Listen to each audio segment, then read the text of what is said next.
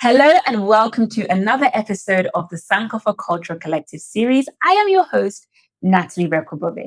And today's guest is very special. I know I always say that, but I really do mean it this time. She is a friend of the mission, but she's also a poet, an author, a media practitioner, a founder, and so much more. But I'm going to let her tell us all about that. So today, our guest is Apiorkor Seyiram Ashong Abbey. So Apiorkor, welcome back. Thank you. Hello, Natalie. Hello. The reason I say welcome back is because if you've been paying attention to our trailer, you'll see that Apiorkor has kind of already been here, even though popped up. she pops up. So Apiorkor, firstly, why do you love us so much at the Barbados High Commission? Because you guys are great people, But no, we've reached a point in African history on our journey of building our future where we've come to understand that we can't do that without involving the African diaspora. And that includes the Caribbean. And when you do go to the Caribbean, Barbados stands out as a super shining star. And so for me, that is very important. But also, I have two godmothers who are Barbadian. Oh. Yes, a lot of people don't know that. And so two of my mom's very good friends are Barbadian. I grew up with, lots of different Barbadian things in my kitchen. Oxtail would be on my table. Plantain we share in common. Breadfruit, not a stranger to it. So there's always been that connection. And Barbados is just really a beautiful country. And if you know and understand the history of how they got there, of course, slave trade is a very difficult thing to talk about from the past, but you realize that many Barbadians came from Ghanaian shores, from the shores of the Gold Coast. And when you meet them, you see it in their faces. You see a cousin or a friend or a classmate. Or you see yourself. You see yourself. You see yourself.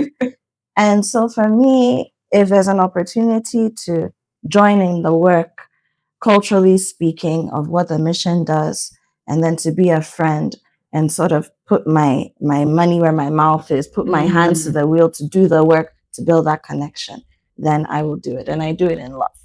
You definitely do it in love. And you do it using all the many facets of who you are. I mean, I mentioned 4, and I'm sure the viewers are curious. How is she do it? Or how is she a poet, an author? What even is a media practitioner? What are you a founder of? And then how do you bring all of that to almost being our unofficial, cultural ambassador here at the Barbados High Commission? So Apiorkor, please tell us more. Well, I've been writing poetry since I was 14 years old. My parents would tell you that I started writing not just poetry, but many things much earlier. But somewhere in, I believe it was 2008, 2009, I started really taking my pen and its power seriously. And poetry comes most naturally to me, but I write many other things. There are concept notes that I've sat down to write with a mission. Technical writing is there, scripting, lots of things. But I love poetry because you can say so much in a condensed space. And language for me is very beautiful. And the beauty of language comes alive when you've experienced poetry. And I use my work primarily to document experiences. So I like to call it verse journalism. I didn't coin the term. Gwendolyn Brooks, Pulitzer Prize winner from the US, one of the very celebrated Black women in literature, would have been the first to use the term. But what I do with my work is I document things that are happening in a way that only art can. So if it were a news item, there's a reportage, there's a figures. I'll give you an example. The COVID pandemic came. Everybody would say, oh, this number of people died, 10,000 people infected, there are 15,000 vaccines coming in. But poetry would give you the stories of the people who are those statistics. And that's what I love to do with my work. I'm a media programmer. I'm a producer. I come on camera sometimes, go on air sometimes. But when I started media, it was really because I got to be a storyteller. And I like the parts where nobody sees me and I can sort of shape stories and narratives from a Ghanaian African and now even a diaspora perspective. So that's what I do with media. I also do a lot of media consultancy on the programming side of things. People think that, Yeah, it's content creation. It is, but it's marketing. Every media program, show that you hear, that you listen to, that you watch, it's actually a product that you need to sell. Then there's a business angle to it. Yes. And so working with the team at Channel One and City, especially with a CEO like the one I have, Samuel Tamensa, having a chance to build products that are telling people's story, empowering change.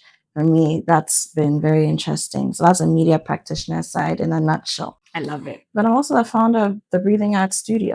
So tell us, what is the Breathing Art Studio? So I got to a point where I realized that, I'm going to do this poetry artist thing properly, which for me, yes, I perform, but in my case, the page is primary. So I write primarily for the page. The stage, I started doing it because that's the oral tradition that we come from as Ghanaians, as Africans. And so people would typically connect better to the poetry when it's performed. And that's why I started performing. But I write primarily for the page. My first degree is in English. I did literature. My specialty is post-colonial literature. And so I'm influenced by Professor Amata Edu, Professor Atukoyokai, Professor Kofi Anidoho, Professor Uno. If you're talking cross-continental, you've got Achibe, you've got Wole Soyinka, you go down, you have Ngugi wa Thiong'o, you have Dali Matse of South Africa, you name them, they're there. And so I come from those traditions. I was blessed to be lectured by some of these people here. Now, beyond that, I realized, no, I'm going to take this thing seriously. It needs to make me some money. We need to make some money, of course. So he said, okay, but musicians have managers and labels. Why can't I have that as a poet? Okay. So I've worked with a number of people. There's Nikwe, who I worked with for many years, brilliant musician in his own right, brilliant cultural architect. But then, as the thing was growing, I started working with a lady called Jennifer Kwamwa. And then now we said, no, but we need more than the talent management. It needs to be business development. And we started working with a lady called Dinah Asante, But then we realized that, look, do you realize that we are creating a blueprint for what African creativity and creative entrepreneurship can look like? That is not necessarily mimicking. Yes, we're learning from Western culture. We're learning from spaces that have already figured it out, but we're actually cracking our own code. So now it became people come and ask us, oh, how are you doing this? How do you do this? How do you do that? And then we started consulting. And we realized that the consultancy wasn't just for the artists and the creatives themselves. Companies, policymakers, diplomatic spaces were also asking us questions, because the whole world is beginning to understand that culture is no longer just soft power. It's actually power and a pillar on its own. And how do you use that? When you go into a place, how do you understand people's culture? How do you engage people-to-people diplomacy?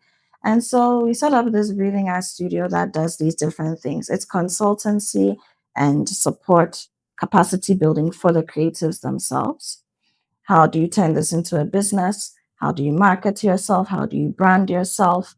What are the things that can generate revenue for you? But then we also work with partner spaces that allow us to create, so you're an artist, you don't have your own studio, you need to paint. We can help to get you a space where you can go and work on your next big exhibition piece.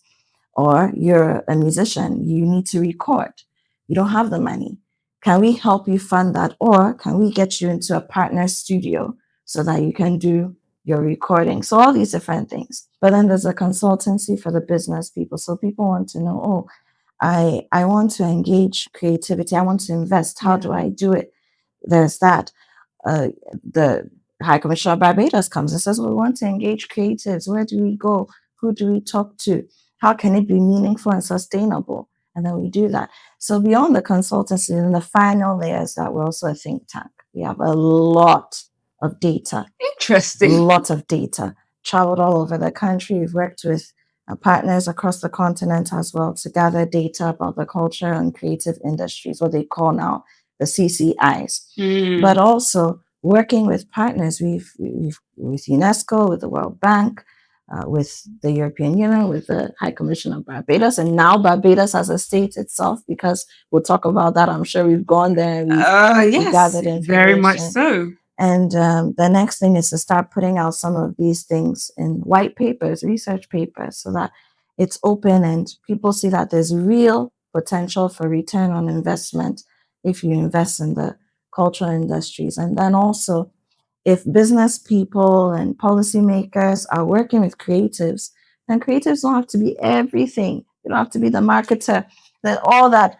I'm the one doing my interviews, I'm the one looking for funding, I'm the one, all of that. They can just do what they were born to do, create, because not every creative wants to be a business person, and they need the ecosystem to let the creative thrive. Apiorkor, I feel like I've just had like a crash course in the business of creativity. And as you've rightly said, creativity is actually part of cultural diplomacy. And I think you've been so active in also helping us to promote our cultural diplomacy. And one of the first instances was actually allowing us to be on your Christmas cooking, your cooking show, but the Christmas special. And I thoroughly enjoyed myself because I ate. But it was more than just, the High Commissioner, Juliet Sutherland, coming to give us a truly Bayesian Christmas dinner. It was highlighting the similarities in the culture, the food, the origins. Can you speak a bit more to why that was an important step to take in actually bridging the cultures and the heritage of Ghana and Barbados? So, when we talk about Ghana and we talk about our economy, these days, Greek is a big conversation. Yeah. Why? Because our economy is still very what we call agrarian. That's a term that I would use. Mm-hmm. And we talk about how we're still operating primarily in the primary sector of the economy. We're not adding value by moving it into manufacturing and value addition and building the value chain for exports. We're talking about all these things. We can even simplify and talk about just cocoa, which is supposed to be Ghana's biggest earning cash crop, right? And then we are now, even more than ever, talking about how there's very little value addition before we export the cocoa. So the pods go, the beans go, but what happens to the chocolate? We import it. There you go. What happens to the cocoa butter? What happens to now you have a company like Koa Naturals who is making juice from the pulp of the cocoa. And it's delicious juice, very nutritious. People are even using it to control their diabetes and whatnot. But you see, that's what happens when the creativity of things is not talking to trade. And so for cultural diplomacy, especially when it comes to culinary, it's very important. So I've witnessed a chef from Germany and a Ghanaian German chef do something together where they made sourdough bread and they used shea butter to do it. Shea butter substituting the butter that would come from Europe. Now, back to why it was so important to do what I did with Her Excellency Juliet and the High Commissioner of Barbados on that cooking show. When people see that, we have oxtail in Ghana. Yes, it's a different cut, but it's oxtail. Mm-hmm. Oh, we have lots of lemons. And Barbadians use lemon to marinate their chicken before they roast it. And they like chicken. We do chicken here. Maybe they haven't tasted Ghanaian chicken. When people see that you can actually use things from another part of the world in your kitchen, in your home, in your business, then there's room for export. That's where trade happens. And it's both ways. Exactly. So we too are also saying, Papa, you've got rum. Can we learn from you how to do akpetishi? Because akpetishi is, how can we market akpetishi? So now you develop some kind of trade, between Ghana and Barbados, and you're learning from Barbados how to package akpetishi. That's a consultancy job right there for Barbados. And then a trade opportunity for akpetishi as a nice rum, or spirit coming from the motherland. So that is why what we did was so important. We eat a lot of pork in Ghana. I mean, I'm a Ghanaian, we have domedu, all these things. And then here we were on the show doing glazed ham. And we don't have that. No. We don't do glazed ham in Ghana. We don't. But there's a Barbadian community here. There's also other people from other parts of the world who eat ham. So why can we not start processing or even export? So this is premium Ghanaian ham. It's a trade opportunity. Barbados produces milk, which I saw. I mean, they're producing their own milk, using it to eat their cereal and all that in Barbados. Can Barbados now say, oh, hey, Ghana, in the spirit of South to South collaboration and trade, can we now, maybe export milk to you? So that it has even more meaning. And we are not just importing blindly, because a lot of the things we import, there's no proper trade conversation that's happened. All we know is that we are importing something, it's coming in somebody's container, and then we're selling it. Can we add more meaning so that the economy is growing intentionally? So what we did, that cooking episode, was extremely important for what's culinary tourism, what's culinary art, and then what culinary gastronomy trade can become if we take the similarities between our cuisine and our ingredients seriously. Ghana and Barbados. Definitely. I think it was, even for the crew members, it was interesting. I remember hearing somebody say, so they eat wachi Yes. in Barbados. Of course, rice Exactly. and peas, but it's, sometimes I think, in as much as we're the same people, history has kept us divided. And it's now, Absolutely. especially thanks to the creative economy, like you're saying, from both sides of the Atlantic, that we're learning much more about each other, and we're seeing opportunities for collaboration. And I mean, that leads to, I think, the biggest collaboration we've had so far, which was last year's Carry Festival, which was hosted by Barbados, and it actually had the largest African delegation to date go for Carry Festa. And of course, Apiorkor, we saw you were, front and center for the Ghanaian masses attending and participating. So I want to know from the beginning, how did that even happen? Because I know we spoke about potentially going, and it was so refreshing to see that, you made it. We know there's still no direct flight, but that did not hinder, the African delegation going over. So what did it mean to be an African going to the Caribbean, especially to Barbados, which is so deeply linked to Ghana, being able to share that culture and do what you did? I don't want to give too much away, but you know what? Before she talks, just take a look at this snippet from Carry Festa. She's questioning if there's still time, and we, watching, helpless, wanting to reach back through time to tell them you did enough, but knowing that they would never believe it. And it was fear that time is a thief. Apiorkor, just teach us. Teach us. So there was, like you said, there was a huge African delegation, and Ghana hugely represented. I mean, Chief Mooman and his Mansa World crew alone, about 70 of them. Yes. They went to stage this huge play. And it was the first production that was staged in Barbados's new theater, National Theater, which was designed and built by a Ghanaian architect. Oh, wow. Yes. So there's a huge love for Ghana in Barbados already. Then we had others. I had people from media. Mayal Deborah was there, and then I went literature speaking. I launched my new book there. As we saw. Yes. And it was such a mind-blowing experience because, writing that particular book, I had conversations with over 200 people from across the diaspora. Wow. Because I wanted the experiences with this gospel according to adulting to feel like anyone from across the African continent, but the African diaspora, which is the sixth continent, the sixth region of the African continent, to feel seen in that book. And having them tell me that they actually did feel seen, it brought tears to my eyes. That was the first thing.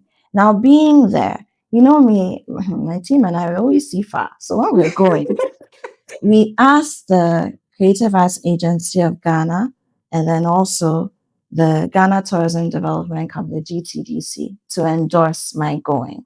Okay. So even though we couldn't rally funds, and this is why I want creatives, so it's not every time you have to go and be asking people for money. Sometimes use your platform to push, because it can open doors not just for you, but also for everybody in the ecosystem. And so they gave me these endorsement letters.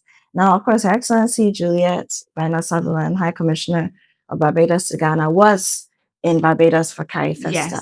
And so she also opened a lot of doors for me to enter. I mean, the very first opening night, I got to meet almost the entire Barbadian government in one sweep. Oh, wow. I'm telling you, in one sweep. once you just walking across the days and being introduced to Minister for Culture, head of the Barbadian National Culture Foundation, the foreign minister, the president was there, the prime minister was there, the current president, Barbados' new president. I met his daughter on the night, not knowing that her father was going to become president. Yes. One sweep, almost the entire Barbadian government, MPs, and Speaker of Parliament, and everyone. But every time I spoke to someone, one thing stood out. They were excited to know that somebody from Africa, from Ghana, was there. And all of a sudden, the conversation changed. What's Ghana like? What language do you speak? They say I look like this. They say It just changed. It changed. And that's what culture does. That's what creativity does. I went there as an artist, just holding my culture on my back. And that's what happened. That was the first night. Now I decided not to stay in a hotel. Okay. So I lived in a neighborhood not too far from Oyston. So Oyston, you hear about the Oyston's fish market, the famous fish market. Yes. So I could literally even walk if I wanted to down to the fish market, not very far. And I was in this neighborhood, Dover. And just I did that because I wanted to really know what the living experience was. I spent 13 days, almost 2 weeks. And so I did get to go to the fish market, and I thought, hey, look, this is like Jamestown or Elmina or Kita. These people have there's nothing. The similarities, and it's too much. And when Prime Minister Mia Motley says, and she even said it to me physically there, because I did get to have a chat with her. She said Barbados has perfected the art of marketing tourism, and I saw it. They really have, because they are not trying to be like another country. They're not trying to use infrastructure they've learned lessons, but everything is authentically Barbadian. Yes. You can drive around the island and you can see what they call the chattel houses. So these are the houses that the slaves were living in. And then when they became indentured, when they were freed, they knew that these are not permanent places because they didn't own land. So they had to be built in such a way that they could just fold up the architecture and move elsewhere. But then when you see that the house has been shackled to the ground, then you know that they own that piece of land. And we saw this. I saw Rihanna's house where she grew up. Yes, I saw the area where the big guns, Simon Cowell and all of them play and have property. So there was all the way through. And I saw how much they love their culture and how much the arts drive what they do. And now Barbados is not feeding off of sugarcane. It's tourism. And it's authentically Barbadian. Yeah. And so learning that, I just started seeing similarities. So I actually documented everything down. When I came back, I went to Ghana's Minister of Tourism, Culture and Creative Arts. I said, Mama Guy, you know what? This is what I found. Take it. I don't know what we can do, but I know we can learn so much from Barbados. And while I was there, she said to me, can you make sure that Barbados sends a delegation to the Afro Gastro Festival? And so I said so to Prime Minister Mia Motley myself, and she said, consider it done. So she reached out to High Commissioner, and High Commissioner, through, of course, High Commission, you all worked your magic, and we had a chef and a mixologist come here. So yes, which we saw in the first episode. Yes. So that was a Kaifesta experience. Yes, there was art, there was performing, there was launching my book, there was seeing Chief and Mansa World do their thing, there was seeing Amal Deborah do his thing. There was Benasokbe, we call him Meister, co-founder of Jumbo Spaces. Oh, wow. He was there, he was on a panel. All these Ghanaians popping up and showing up. Rocky Dauni did a full set, blew everybody's mind on the reggae music night. However, it was also the policy conversations that could happen and seeing where beyond the culture and the festival itself, we can actually do more as our two countries. And for me, it was just a 360 moment of beauty. Yeah. Don't miss part 2 of this conversation. Like, subscribe, and stay tuned for more, including a special original piece in honor of Barbados, written and performed for the series. Yeah, people, the Bajans have their accents and their terms, and somebody who just blurt something out, and I'm like, I know I look like you, but I don't understand. I think as Ghanaians and Africans, because we are those of us who didn't have our direct ancestry being taken away through slavery Mhm. and all the horrible things that history documents. Mhm.